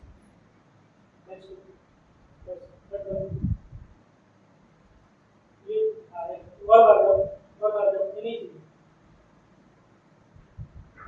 अभी एक मैं आपके लिए बोनस चीज है। नेक्स्ट सबसे बेस्ट चीज है जो ये मैंने बनाया हुआ है कि फॉर्मूला फॉर बिकमिंग रिच। मैंने ये फॉर्मूला तैयार किया है अभी बनने का। उसमें क्या मैंने बोला है कि मेरे को फ्यूचर में वैल्यू क्रिएट करनी है। फ्यूचर वैल्यू का फॉर्मूला है कि प्रेजेंट वैल्यू प्लस क्या बोलते हैं 1 प्लस आर मतलब रिटर्न एंड मतलब नंबर ऑफ इयर्स। अभी आपको करना क्या है, फ्यूचर में समझो कि मेरे को 1 करोड़ रुपए बनाना है, तो मेरे लिए टारगेट क्या है फ्यूचर वैल्यू 1 करोड़। तो मैं आज से क्या करूंगा, सेव मोर, यानी आप जो भी अर्निंग कर रहे हैं ज्यादा से ज्यादा सेविंग करो। मतलब एक सिंपल लाइफ आप जियो। मतलब फर्स्ट डे से क्या होता है आपने कमाना चालू किया, आपने उड़ाना चालू किया, ऐसा नहीं करना है। आप एक सिंपल लाइफ ही रखो, जो अभी आपका लाइफ है वैसा ही मैक्सिमम अमाउंट आप सेव करो। PV is the most controllable parameter, यानी पीवी मतलब प्रेजेंट वैल्यू, जो प्रेजेंटली मुझे इन्वेस्ट करना है ना वो मेरे कंट्रोल में है। मैं तो या तो खर्चा करूं या तो सेव करूं, वो मेरे कंट्रोल में। उसके बाद है रिटर्न। रिटर्न के लिए try to earn efficient return. उसके लिए क्या करना है, सेंसिबल रिस्क लेना है। आप बड़े रिस्क ले रहे हैं, जितनी अंडरस्टैंडिंग है उस हिसाब से आप रिस्क लो और उसको इन्वेस्टमेंट करो। तीसरा चीज क्या है, थिंक लॉन्ग टर्म। अगर आप लंबे समय के लिए इन्वेस्ट करते हो, सेव योर राइट चीज। मतलब कहने का मतलब है कि आप इतना लंबा सोचो, इतना बड़ा विजन रखो, क्यों पावर ऑफ कंपाउंडिंग आपके लिए काम करती है। तो अगर ये चीजें फॉलो किया ना तो फ्यूचर वैल्यू जो जनरेट करनी है ना वो डेफिनेटली जनरेट होगी। तो ये सबसे बड़ा फॉर्मूला है पैसा बनाने का। तो प्रेजेंट वैल्यू आपके कंट्रोल में है।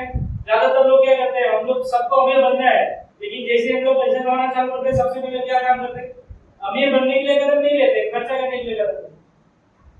तो रिच बनने में तो आपको सेव करना पड़ेगा, इन्वेस्ट करना पड़ेगा। जैसे कि मैंने बताया कि आप असेट्स में इन्वेस्ट करोगे तो आप फ्यूचर के लिए काम कर रहे हो। असेट्स में इन्वेस्ट कर रहे हो तो अपने लिए काम कर रहे हो, क्यों, असेट्स आपकी जेब में पैसे लाएंगे। तो ये चीज करना है। अभी इन्वेस्ट कहाँ करना है, तो इन्वेस्ट वहीं करना है जहाँ पे रेगुलर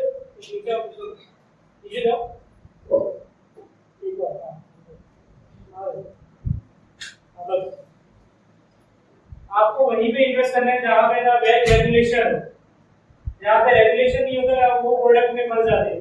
अभी कोई स्कीम आती है ना कि इतने साल में पैसे लेवल कर देंगे, तो लोग क्या करते हैं, इन्वेस्ट करते हैं। पर वो लोग ये चेक नहीं करते कि ये रेगुलेटेड प्रोडक्ट है, कंपनियां गवर्नमेंट के हिसाब से काम करेगी, अपने आप से स्कीम बना दी और बेचना चालू, और लोगों ने पैसे लगा दिए और पैसा जीरो हो जाता है। क्यों, क्या होता है, 1 साल 2 साल इंटरेस्ट देती है, बाद में बंद हो जाती है। क्यों बंद हो जाती है, क्योंकि रेगुलेशन ही नहीं फॉलो कर रही है, तो अपने हिसाब से वो लोग कभी भी निकल जाते हैं। तो अगर कोई प्रोडक्ट रेगुलेटेड नहीं है वहां पे इन्वेस्ट नहीं करना है। नेक्स्ट दूसरा चीज है ना, चलो प्रोडक्ट रेगुलेटेड तो है पर वहां पे ट्रांसपेरेंसी नहीं है। मैंने उसको पैसा दिया, वो पैसा कहाँ यूज करता है हमको बताता ही नहीं, वो क्या करता है, क्या बिजनेस करता है, हम लोग को कैसे पास ऑन कर रहा है, कोई आइडिया ही नहीं, तो इन्वेस्टमेंट नहीं करना।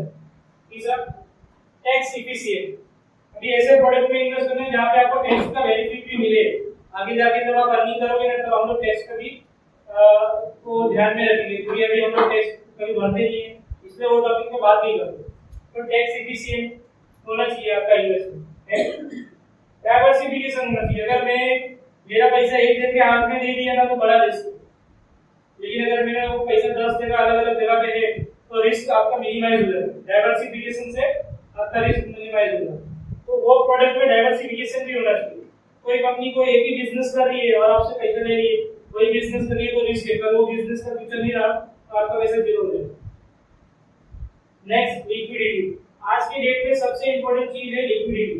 लिक्विडिटी मतलब मैंने चलो सेविंग तो चालू कर दी, पर मेरे जरूरत पे मेरे को पैसा मिलेगा क्या?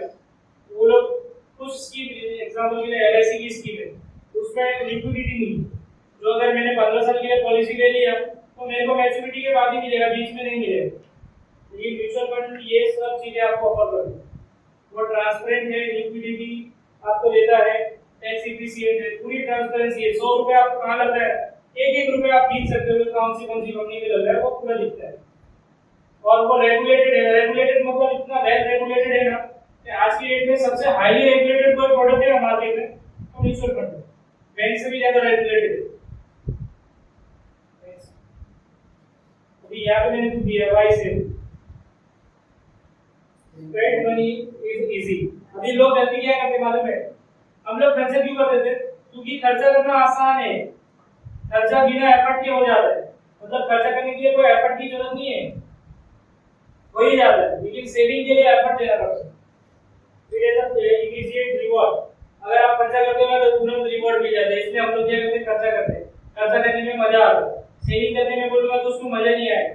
सेविंग ऐसा पनिशमेंट जैसा लगता है, बट सेविंग ही आगे जाके आपको रिवॉर्ड मिलता है। आज हमको हमारे टीचर जब हमको पनिश करते हैं तो हमको खराब लगता है, बट जो लोग पनिशमेंट जो आगे जाते हैं वो लोग इसी लाइफ में ग्रो करते हैं। वो सेम चीज है यहाँ पे सेविंग्स में। Save for your dreams and goals. हमको सेव क्यों करना है? आपके ड्रीम्स एंड गोल्स के लिए। अगर आपके पास ड्रीम और गोल्स नहीं है तो आप एंजॉय करो, और अगर है तो आपको सेव करना पड़ेगा उसको, आपके ड्रीम्स के लिए, आपके गोल्स के लिए। Save for having more independence and not compromising your values. यानी क्या बोल रहे हैं, आप इंडिपेंडेंट रहेंगे, आपके पास हमेशा सेविंग रहेगा ना, तो आप इंडिपेंडेंट है, किसी पे डिपेंडेंट नहीं रहेंगे, या कोई जॉब में दब के नहीं रहेंगे। क्यों? आपके पास सेविंग है, वो कुछ नाटक करेगा तो आप वो जॉब छोड़ के जा सकते हैं। पर अगर आपके पास कुछ सेविंग नहीं है, आपको ये जॉब छोड़ दिया तो आपको तो स्ट्रगल करना पड़ेगा, तब आप क्या रहोगे, इंडिपेंडेंट नहीं रहोगे, दब के रहोगे। अगर आपके पास सेविंग है, आप इंडिपेंडेंट रहोगे और आप लाइफ में हमेशा हैप्पी रहोगे और कोई भी चीज में आपको कॉम्प्रोमाइज नहीं करना है। तो आज के लिए इतना ही था। Thank you so much.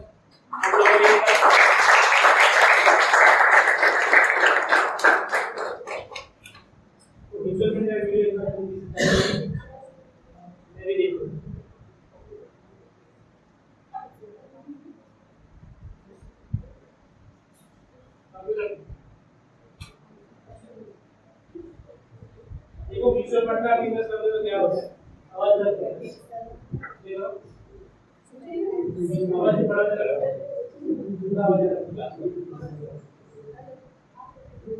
देश तेजी से आगे बढ़ रहा है और क्यों नहीं, इतने सालों की हमारी मेहनत जो रंग ला रही है। अच्छा सोचिए, इतने सालों में इंडिया में कितनी फैक्ट्रीज, कंपनीज और कितनी अलग अलग इंडस्ट्रीज आई हैं, पर ये सब बनाया किसने और ये किसकी प्रगति के लिए है? आंसर सिंपल है, हमने बनाया, हम सब की प्रगति के लिए। इसी तरह जब आप म्यूचुअल फंड में इन्वेस्ट करते हैं, आपका निवेश देश की सैकड़ों कंपनियों को प्रगति करने में सपोर्ट करता है, और जब ये कंपनियां प्रगति करती हैं, तो प्रगति करता है अपना देश। तो आपके निवेश करने से न सिर्फ आपके फाइनेंशियल गोल्स पूरे हो सकते हैं, साथ ही साथ देश भी आगे बढ़ता है। मतलब आपकी ग्रोथ की स्टोरी है देश की ग्रोथ की स्टोरी। तो चलिए इंडिया की ग्रोथ स्टोरी का हिस्सा बनिए, क्योंकि हम ही तो इंडिया को आगे बढ़ाते हैं। ये ग्रोथ है mutual. HDFC mutual fund and investor education initiative. Mutual fund निवेश बाजार के जोखिमों के अधीन है। योजना से जुड़े सभी दस्तावेजों को ध्यान से पढ़ें।